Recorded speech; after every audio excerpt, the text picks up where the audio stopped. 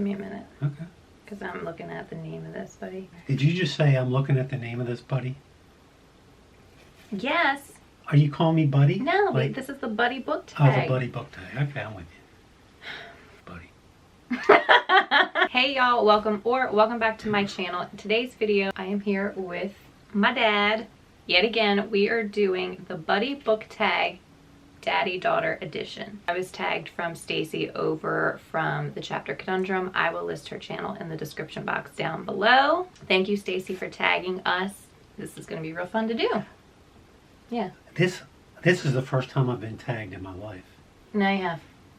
Alright, I'm tagged. You never played tag when you were a kid? Yeah, but I've never been booktube YouTube tagged. How do you feel? Special.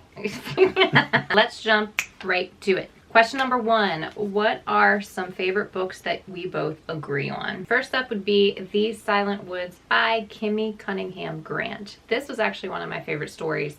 It is a wilderness story, and I recommended it to Dad because I thought that you would love it. Do you remember it? Because you read it a while ago. No, it was a good book. I read the book, and then we saw a movie that was the movie based on that? Or was it comparable? Leave No Trace. Leave No Trace. I'll put the graphic up for the movie here. So these two are very similar in story. But the book is there is a father raising his daughter in a remote location in the wilderness at a friend's cabin. And when it starts off, you don't know, you know that he's on the run, but you don't know what he's running from or hiding from. Loved the characters in this story. The atmosphere was captured really well. And what did you like about it? It was a good book. Yeah, clearly. Yeah. Next is Aragon by Christopher Paolini. I read this because of you years and years and years ago. Okay, Book number yeah. 1 is my favorite out of the Right. series, and it's yours as well. Yeah, so book number 1 is what we agree on. Yes. That was top flight. Yeah, I liked it. But he also wrote that story wrote when he the was series. 16. Right. And you would never know. It's fantastic. Next is The Hobbit The Hobbit. by Tolkien. I read that because of you as well. When I was a teenager, I think. Yeah, it's a good entry point into Tolkien. If you don't want to go right into Lord of the Rings, it's good. Because I'm not reading Lord of the Rings. I watched the films and that was good enough for me. Right. I loved reading The Hobbit. And I did not like the film for that. Yeah, the book for The Hobbit, the book is really exceptional, comparable to the movies, even though I thought the movies were fairly good. I'm actually doing a reread of Lord of the Rings. Just finished today, book 2. Dad, So that's that. you've been We don't want to camp out here. If we camp out here, we're going to be here a long time. Dad, you've been camped out my entire life. Right. Moving on. What else do we agree on? We agree on Poe and Holmes. Edgar Allan Poe, Sherlock Holmes. Yes. Now here's the thing. And of course I grew up reading those, and Right. we would read them together, and Dad would do storytelling times and he would remember. Sherlock Holmes is a fictional character. Edgar Allan Poe is a real person. You're right. A lot of people talk that way. I do. Because I know what I'm saying. A lot of people will go to 221B Baker Street today looking for Sherlock Holmes. I mean, why not? I also have here for books that we agree on, Count of Monte Cristo. Of course. Yeah. We love the Count of Monte Cristo. But I love both the book and the film. Oh yeah, I Count of love Monte the film. Cristo. And I saw the film first before I read the book, and that was the whole reason I even wanted to read the book. Yeah. Next is Watership Down. I came to that late in life. They got a movie, but I highly recommend the book. It's not just a children's book. It's wonderful. I loved Watership Down when I read it. See, I rabbit now. I don't look at rabbits the same You anymore. can. I mean, you're living with them in their lifestyle. They just captured my heart. Yeah. I love them. Then the last one I have for this is, I have Agatha Christie because you have read so many Agatha Christie novels, but the one in particular, because it stands out when I was a kid, was Murder on the Orient Express, and Then There Were None. Those were the two Yeah, they're two of the more popular ones. Yeah. that we agree on. Yeah. Next up, number 2 is, what are some favorite books that we both disagree on? Yeah. First one is Name of the Wind by Patrick Rothfuss. I am in the camp of loving it. Most can't. We did a video on this, but We did, Most- and I will link down the description box Uh-huh. below. We went on a little mini rant of Name of the Wind and how we disagreed on it, but I was in the middle. I thought it was a good story. I Yeah. liked the way it was set up. I thought it rambled at times, and I thought it was just a little too much. yeah, so we disagreed on that. Yeah, so we disagree. Next up is Daisy Darker by the Alice Feeney. Y'all know that this is one of my favorites. I liked it up until the very end when I don't want to spoil it or give it away. I was into the book. I was like, hey, this is a pretty good book. Yeah. You We'll do- talk about this more coming up in this video because this is another. Daisy Darker has popped up multiple times. Oh, has it? All right. Yeah, so we can get into Daisy Darker a little Okay. bit more. Question number 3. What is a genre or subgenre do you read that I don't? Western would be one. Well, Westerns and classics. But you do read classics. Yeah, I know, but I don't read. But you. I only have certain classics that I love. Classics is not a genre that I particularly jump into or dive into. I have read classics. We already mentioned some. Yeah, we've mentioned Holmes, classics. Poe, Watership Those are Down, classics. The Hobbit. I love them. Right. But I'm not reading the classic No, genre. no. I don't like Jane Austen. I'm not, and I just know I'm not drawn to it. I said westerns because Yeah. you never read westerns. Do you? No, the only Now, western, it could be in a different setting. I've read a fantasy western before, Okay, well, that would count. but I'm not out here reading westerns. Right. No. Okay. Partner, romance can mean different things, can mean adventure, but specifically that way, Austen, that kind of thing. No. Charlotte Bronte, the Bronte sisters, Not reading Bronte. Victorian literature. Not reading that. Okay. Yeah. All right, what's your answer for me? Anything else? And what Because do you- I read everything else. just about everything else. Yeah.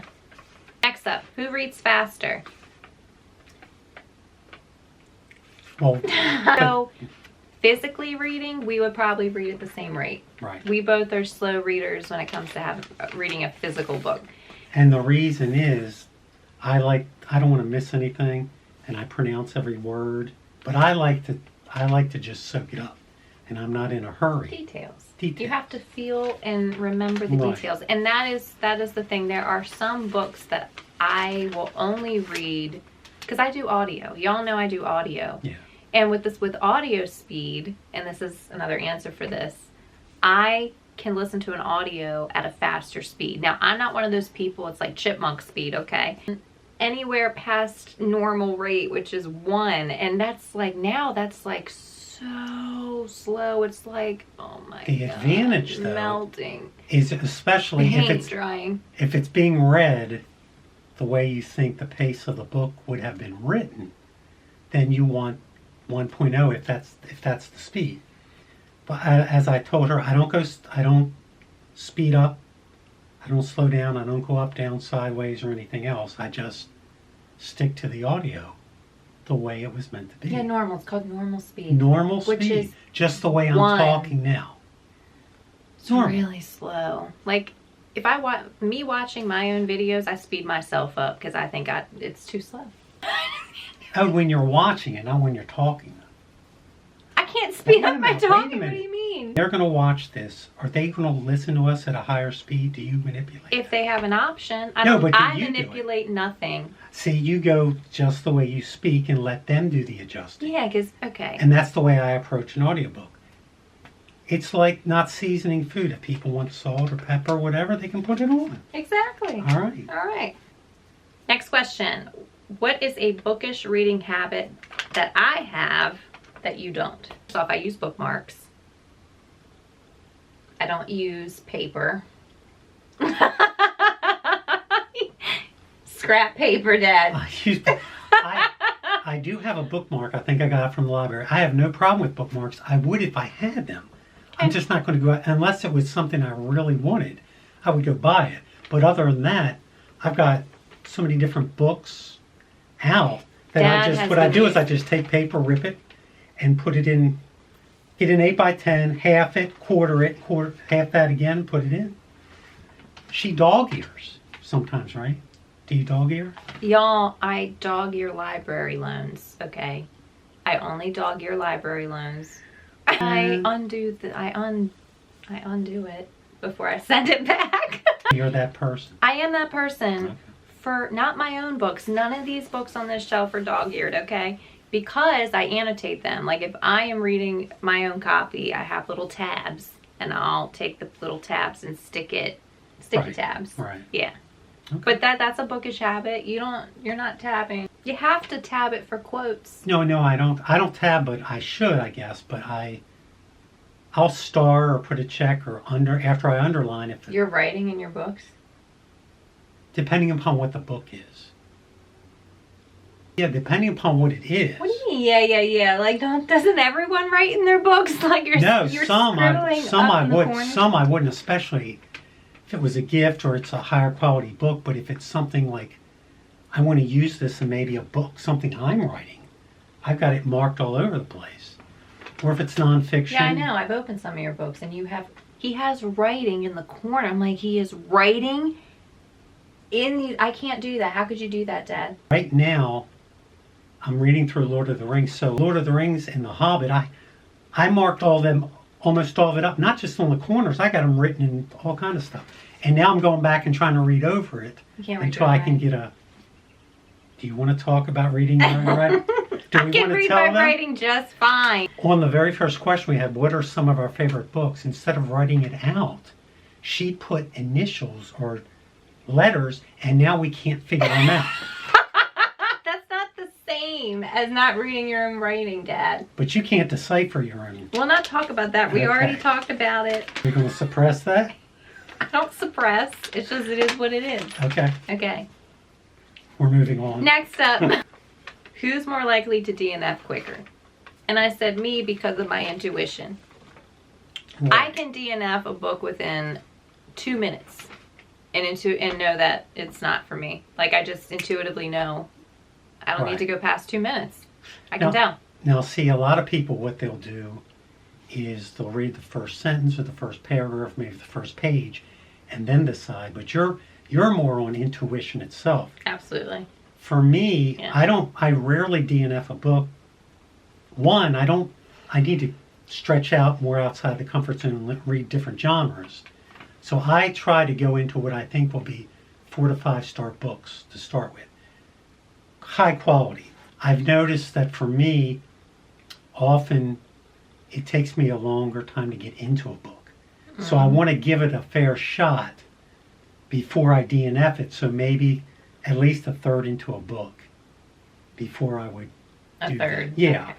Next up, question number 7. Who's more likely to give 5 stars or a 1 star? I have given a 1 star, I think once or twice ever. Why? When I first started BookTube, or I think it was when I first started BookTube and I was doing some kind of readathon or whatever, and I was just getting back in the swing of like knowing what I like to read. So I intuitively knew that this book, and I'm thinking of the book, I know the book, it's the worst book ever. Do you have to say what it is? I'm not going to say what it Okay. is because I don't want to rant about Exactly. it. Yeah, I'm not going to say what it is.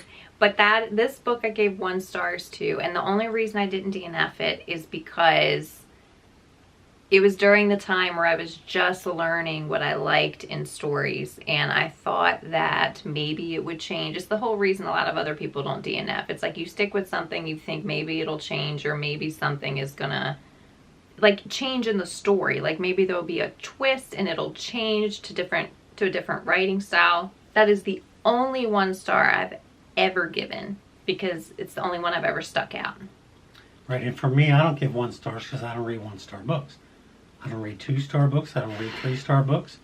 I want to go with now something. If I like it, may be a 2 star book to someone That's why else. DNFing exists. But I like it, so it could be 5 star to me. But I like to go with top quality because Of course. life's short. And I Of don't have course. That's time. why I DNF like this now. It's Right. like DNF constantly. And I don't care.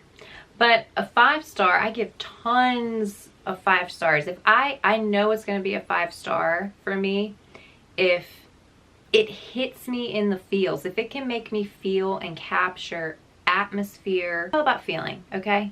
If you can make me feel, and even Get if the things are quivers. missing, if I can feel the emotion from the characters, from what's happening in the story, I am invested, it's most likely going to be a 5-star. Quivers and shivers. All right. And other emotions to have. Another emotion. Next up, question number 8. Would you ever pick something out for each other at the bookstore? Here we go. Oh, were you on with that? Yes, we would. If it was, if we thought that's what the person would like. Of course. So one of the gifts I gave you was Count of Monte Cristo. Yes. The unabridged version. The unabridged, and we won't go into that. He gifted me that because he knew I loved Count of Monte Cristo. I did not have it on my shelf, and yes, I liked that gift. Good. Okay. There was a recent gift from the bookstore, the Silver Linings Playbook, because he knows I love the movie. I got it for her, brought it back, just set it on a table. She walked in and looked at it. It's like, is this yours? Well, because we're going to do a buddy read. And we're going to talk, are we talking about what that buddy read's going to be? Is that later on? That's later on. I thought, hey, this would be another one. And then she says to me, what did you say? What'd I say? Oh, Dad, I don't like this. What'd you get this for me for? No! Is this for me? Is this for me? Like, because we didn't talk about it, and She said, why didn't you call? I don't like this. I was because I wanted it to be a surprise.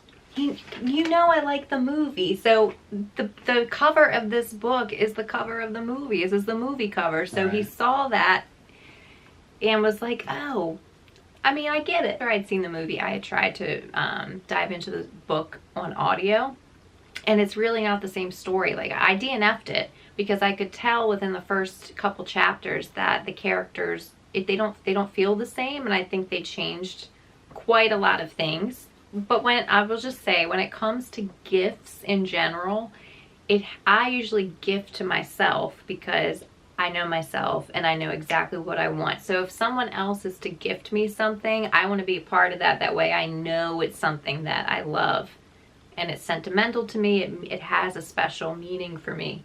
Okay. So that's just how I am with gifts in general. I'll remember that for future reference. Yeah, when it comes to big, and if you want a book, then tell me, I'll tell you. Okay, I know you will. And vice versa. If I see a book at a bookstore, if I knew you wanted it, And I didn't have it, you'd surprise me. I'd surprise you. But you it's don't- something I would know. You would know because you're intuitive. That's right. Question number 10. Who ventures out of their reading comfort zone? I would say me, because I read a variety of genres. Yes. I don't go out that much. I want to, So- and then whenever I try it, What I would feel you disappointed. choose? Oh, is that the next one? What would I choose What if would I you were? choose if you were to choose? And I have written down that you said historical fiction, Yes, I love historical fiction. Victorian based. Victorian based, that wouldn't... So if I'm going to do historical fiction, Victorian based would be on more solid ground. Yeah. Next question. Who has more books?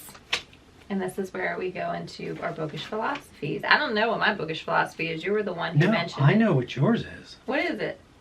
All right, tell me if I'm wrong. So, as far as her bookshelf is concerned, she only puts things on that bookshelf if it's, tell me if I'm wrong here, a 5-star read, something that you love, My favorite. and or something that has been gifted to you. Yes. So the book I just bought her made. Yes, it's There you been go. gifted. Yeah, Right. he gave it to me. So, and then also, so she's very disciplined as far as what you actually get and keep. Yeah. Okay. Whereas I have shelf control. shelf control, is that what's Okay, called? yeah. Mine would be, I used to have a lot of books. Comparable to what she thinks a lot of books would be. We won't go into that. But I can say this, in the last 2 years, well, that's true, right? I mean, how many books have I got rid of? We. We can't, we're not going in all that. See, there's like, don't mention it. Don't say it out loud to Don't the say- world. right. What we have. But in the last, so, How many books that we have gotten rid of? Okay, Dad? but in the last 2 years, the only time I've bought anything at a bookstore was a week ago. So I've only bought 5 books in the last 2 years. Think about that. because I don't buy books anymore. And there were reasons I did before. But now I get them, it's all library now. Those books were at the used bookstore and they happen to be like $1.50 or $2. But I didn't buy them for that reason. I bought them because Sherlock Holmes, there's a 2-volume of everything he wrote. I bought volume 1 for $2.50. I love Sherlock Holmes. Yeah. Now I'll keep an eye out. It may take me a year or 2 years to get that second volume. And I've got, and they're beautiful, for $2.50. So for like $5, I'll have, for the most part, the complete Sherlock Holmes. Yeah. Think about it. I don't need to. All right. You agree that was legitimate. Okay, yes, I agree. All right, here we go. Question number 12, what is your first buddy read? And we have not actually buddy read anything together. We have one planned upcoming within the next couple months. Buddy. Oh my God, do not do... I've never done that in my life. I know, Isn't that I can what a tell. parent does to a child? I can tell you've never done it. It hurts. I'm sorry. Ow. So we've never had a buddy read. I tried to have one with that book, but that didn't work out. So what are we going to do with buddy read? Wise Man's Fear, book number 2 in the Kingkiller Chronicles. Right. So we already know that we disagree on book 1. You liked But it. I liked it enough to consider. Exactly. Now, I think we know, and we don't want to prejudge anything, No. but from what other people are saying, I've never heard anyone say, those who love The Name of the Wind, and for some it's their favorite book, Yeah.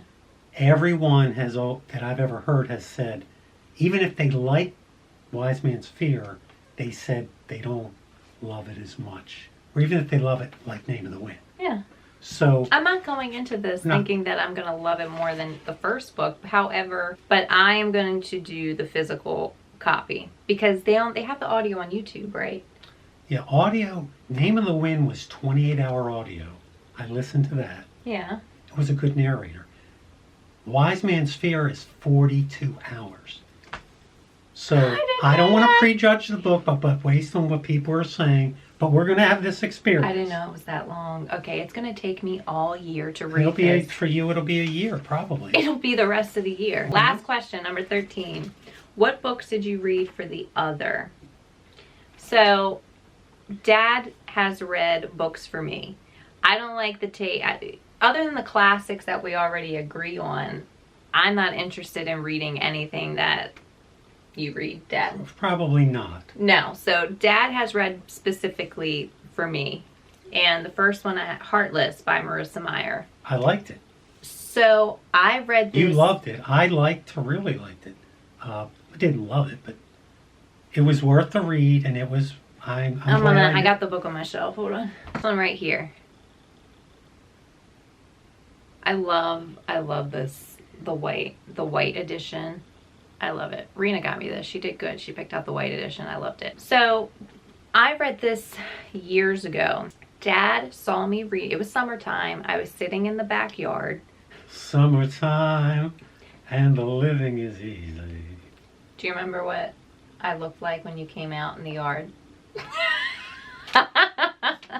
What'd you see, Dad? I'm not going to describe it. Why? Tell the people. Now, I remember I was sitting in the backyard in a chair. did you have a bandana around your head, like with your feet up? I was crying. Oh yeah, she was weeping. I was like weeping in the back. I was weeping. Now this book is the backstory to the Queen of Hearts. And, you start off the story and it's like, you know what's coming. I already knew what was coming. I mean, I didn't know the details, but I knew it's going to be a tragedy. It's tragic. I lost it. I lost it. It's a love-hate relationship with this book. I love it, but I hate it. I love-hate it so much. He came out and he's like, what happened? What'd it say? I had no one to talk to about it at the time, and Dad took one for the team and read it for me just to be able to talk to me about it. Right. He totally read a chick flick just to be able to talk about what happened.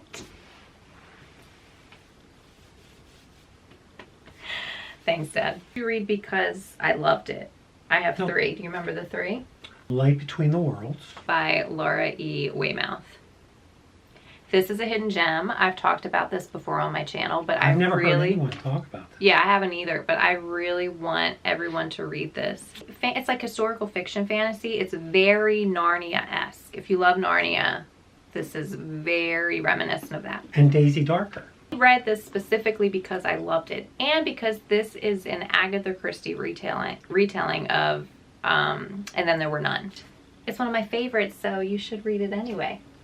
That's right. I came home. He was in the middle of reading it. I walked in the door, and he was. Probably at the end. You were almost done. Like you had maybe a quarter left. Oh yeah, yeah. It was right, like a right. quarter left, and I said, "That's it for tonight." And I said, "You're not going to finish it. You're not going to." I was like, read like 2 more pages. There's no way you're going to be able to just stop right here. And you did. You read 2 more pages, and you were like, all right. Then you were up to like 2 in the morning and finishing it. Like, yeah, I did. Yeah. he finished it at 2 in the morning, Right. and then we had an hour conversation after that Right. till 3 in the morning about. I was like, this is getting out of hand. He's like, And if you ever read the book, the conversation was really about the ending of that thing. yeah, it was the whole ending, because I loved it, but he liked it up until the end. He did not like the end. He did not like what happened. All right, y'all. Those were all of our answers to this daddy-daughter edition of the Buddy Tag. Let me know in the comments down below what you think of our answers, and if you want to do this tag, feel free and tag me so I can see your video. If you like this video, give me a thumbs up, and don't forget to smash that subscribe button down below so you don't miss out on any of my upcoming bookish content. And as always, happy reading, and I will see you in the next video. Cheers. When you feel my elbow pressure, you can send it up.